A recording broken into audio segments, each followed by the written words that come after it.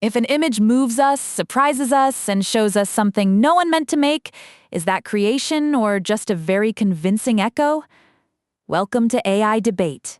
I'm Mira, across from Jonas, and today we're asking whether AI can actually create or only remix. We care because the answer is where the lawsuits, the outrage, and half the dinner table arguments live. My short version is, AI can make something new looking, and that doesn't settle whether it's art making. It might be a creative tool, or it might be autocomplete with a very expensive paint set. I want to start with the output because that is where people first feel the shock. A model can generate an image, melody, edit, or scene that isn't a pasted collage and wasn't sitting whole inside the training data. If creativity means a result that is novel and valuable, then some AI outputs clear that bar before we even agree on what is happening inside the machine. And I want to start one step earlier with what the machine is made of. The model is trained on us. Our drawings, songs, photos, films, captions, styles, mistakes, and obsessions. So when it seems to leap, I see a very high-dimensional remix of a human-made distribution, not a new artistic subject entering the room. But remix is not automatically the opposite of creativity. Margaret Bowden's framework is useful here. Creativity can be combinational, exploratory, or transformational. A system like creative adversarial networks was explicitly designed to learn style norms and then deviate from them, which is more interesting than copying a style book line by line. More interesting, yes. But deviating from style norms still means the norms came first, and they came from human art history. The system can move around the map, maybe even warp the map, but it doesn't have hunger, grief, ambition, embarrassment, or a reason to make the map matter. That is where the artist using the system matters. Look at Refik Anadol's MoMA installation, where AI interpreted and transformed the museum's collection into a living, shifting work. The machine process was not a substitute for artistic intention there. It was a material, almost like light, pigment, or choreography that kept changing under human direction. I buy that as art, but I buy it because there is an artist framing the process. Ted Chiang's critique lands for me because he says art results from making a lot of choices. When someone types a short prompt and accepts the first pretty result, the model is making or absorbing many of the choices the artist did not make. Sure, a lazy prompt can make lazy work, but artists have always used tools that compress choices. Cameras, synthesizers, editing software, render engines, even actors and crews on a film set. The question is whether the human is still choosing with taste, pressure, and revision, not whether every pixel came directly from a fingertip. The tool analogy gets weaker when the tool was trained on living artists without clear permission, and can sometimes reproduce training material. Carlini's team extracted more than 1,000 training examples from diffusion models, and Sampali's team found cases where diffusion systems replicated training images. That is not a philosophical footnote.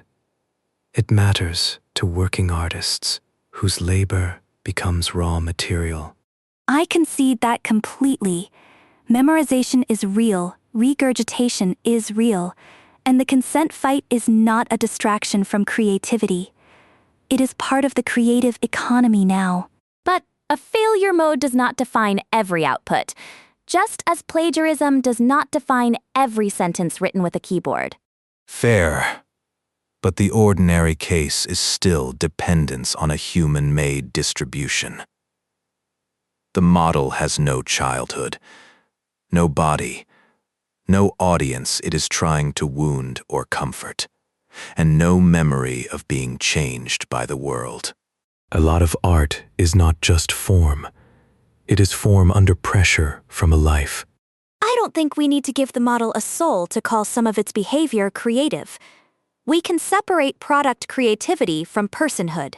If an AI system helps produce a surprising, coherent, valuable artifact, then in a product sense it has participated in creation, even if the moral author is still human. That separation is useful, but it can also hide the hard part. The stochastic parrot's critique was aimed at language, but it travels. A system can manipulate form without grounded meaning. In art, meaning is not a decorative bonus. It is often the reason the form matters at all. Meaning can enter through the human loop. The artist prompts, rejects, edits, sequences, cuts, names, contextualizes, and takes responsibility for the final piece. For people making AI films, the creative act is not just asking for shots. It is deciding which accidents belong in the movie and which ones are empty spectacle. And that is exactly why I am more comfortable with augment than replace. As a brush, collaborator, simulator, or sparring partner, AI can widen an artist's range. As a replacement pipeline for cheap content, it strips away choices, hides debts to training data, and puts pressure on the people whose work taught the system. The public has already felt that confusion. When Jason Allen's Midjourney-assisted Theato Paraspatial won a digital art category at the Colorado State Fair, people argued because the object had been judged as art before the process was morally settled. That tells me the product really can cross a threshold, even when the authorship story is messy. And the Zaria of the Dawn copyright decision shows the other side of that threshold. The Copyright Office protected the human-authored text and the selection and arrangement, but it excluded the Midjourney-generated images. That is not the final word on art, but it is a sober way of separating human authorship from machine output.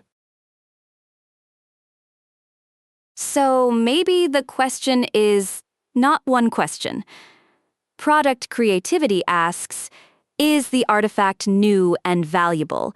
Process creativity asks, who made the meaningful choices and why? AI looks strongest on the first question and weakest on the second. I like that split because it keeps both truths alive. A generated frame can be new enough to matter and still not be testimony from a life. Value is social, ethical, and historical, not just visual novelty. Where humans stay irreducible is the why.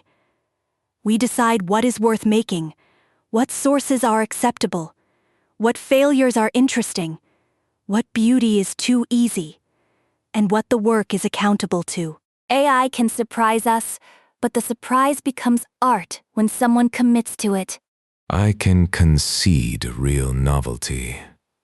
Not every generated image is a collage, and latent exploration can produce artifacts no person manually designed. But if the model creates, it creates in a thin and borrowed sense until a human frame gives the work intention, context, and responsibility.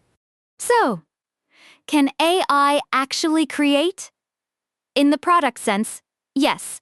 It can generate surprising material that becomes valuable in human hands. In the human sense, no. It does not know why the work should exist, and it does not carry the life that gives art its stakes. This episode was created with AI assistance and human editorial review.